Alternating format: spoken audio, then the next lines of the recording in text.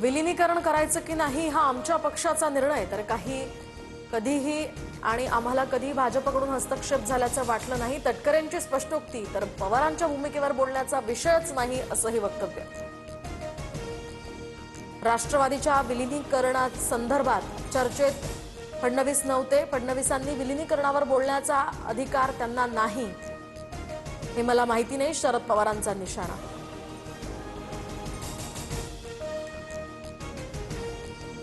दादांचा पक्ष हा पटेलांचा नाही. पटेल तटकरेंचे दोन्ही पाय भाजपात. राऊतांची टीका, तर पटेलांनी राज्याला पटेल असंच करावं.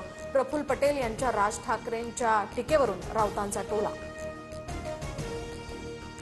राऊत सातत्यानं वेगवेगळ्या भूमिका घेतात. राऊतांचं डोकं तरी त्यांच्या पक्षात आहे का असा प्रश्न पडतो.